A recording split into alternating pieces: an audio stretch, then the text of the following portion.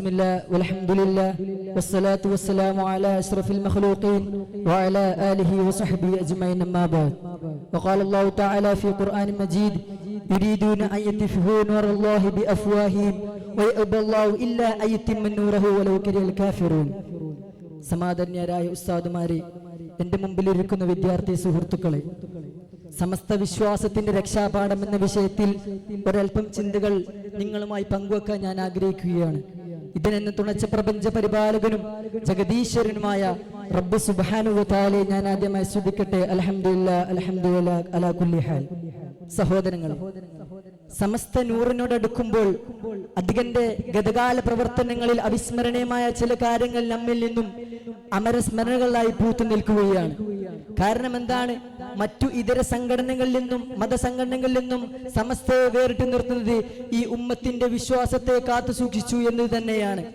ഇതൊരു സംഘടനക്കോ അതല്ല ഒരു വ്യക്തികൾക്കോ ഇത് അവകാശപ്പെട്ടതല്ല എന്നതാണ് വാസ്തവം.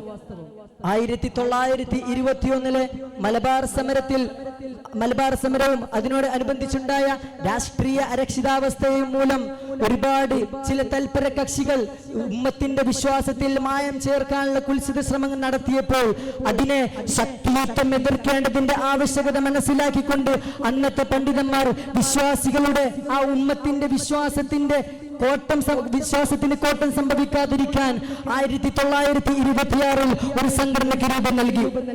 അഹ്ലുസുന്നത്തിന്റെ തനതായ വിശ്വാസധാരയിൽ തന്റെ വികലാശയങ്ങൾ നിഗൂഢമായി സന്നിവേശിപ്പിക്കാനുള്ള ശ്രമത്തെ ചെറുത്തു തോൽപ്പിക്കാൻ അതിനെ അവിടെ ശക്തിയുക്തം എതിർക്കേണ്ടതിന്റെ ആവശ്യകത അന്നത്തെ പണ്ഡിതന്മാർക്കുണ്ടായിരുന്നു. അതുകൊണ്ട് തന്നെയല്ലേ ആ പണ്ഡിതന്മാർ മനസ്സിലാക്കിയതിന്റെ ഫലമാണ് സമസ്ത എന്ന 40 മുശാവറ അംഗമുള്ള മതപണ്ഡിത സഭ.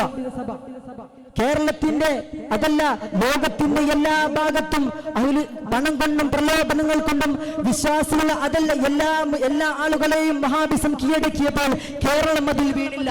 കാരണം എന്താണ്? കേരളീയ മുസൽമാന്റെ ഈമാനിന് കാവൽ നിന്നു. മാത്രമല്ല, മലബാർ കലാപത്തിന് മുന്നിൽ നിന്ന് നയിച്ചിരുന്ന KM മൗലവിയെ പോലെയുള്ളവർ കൊടുങ്ങല്ലൂരിലേക്ക് ഒളിച്ചോടിയപ്പോൾ താങ്ങൽ അഹമ്മദ് കുട്ടി മുസ്ലിയാരെ പോലെയുള്ളവർ അവിടെ നിന്നുകൊണ്ട് സമൂഹത്തിന് സുരക്ഷിതത്വ ബോധം നൽകി. ഈ ഒരു സമുദായത്തിന് അനാവശ്യമായ വിവാദങ്ങൾ ഉണ്ടാക്കിക്കൊണ്ട് വ്യത്യസ്ത ചേരികളും സംഘടനകളുമായി മാറിയപ്പോൾ അവിടുന്ന് ഉമ്മത്തിന്റെ ഏകത്വം നഷ്ടപ്പെടാതിരിക്കാനാണ് സമസ്തയുടെ പണിയെടുത്തത്. അതുകൊണ്ട് തന്നെയല്ലേ, മാത്രമല്ല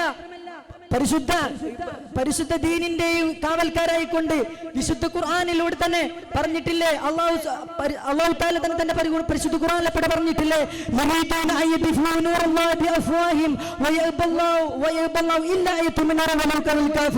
അവിശ്വാസികൾ സത്യനിഷേധത്തിലൂടെയും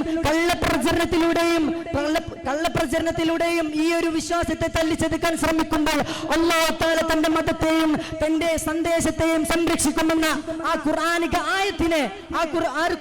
ആയത്തിനെ സ്വാർത്ഥമാക്കേണ്ടതിന്റെ ഉത്തരവാദിത്തമാണ് സമസ്ത രൂപീകരിക്കുകയും ആ പണ്ഡിത മഹത്തുക്കൾ അവിടെ നിർവഹിച്ചിട്ടുള്ളത്.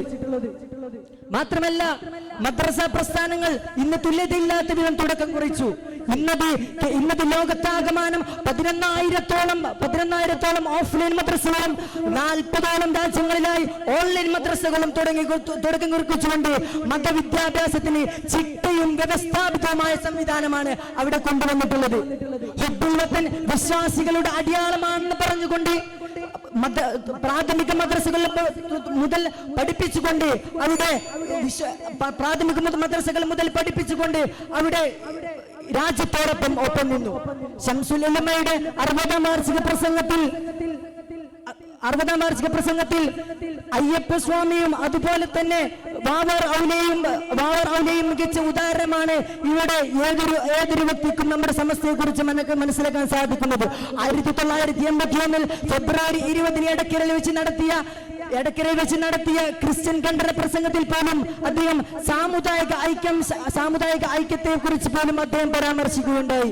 ഇത്രമാത്രം നമ്മൾ പാരമ്പര്യത്തിലൂടെ ആയിരിക്കണം നമ്മൾ സഞ്ചരിക്കേണ്ടത്.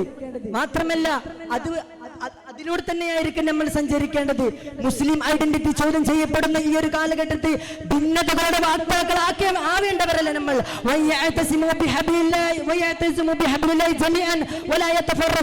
എന്ന പ്രവാചക അധ്യാപനം നമ്മളിൽ എന്നും ഉണ്ടായിരിക്കണം.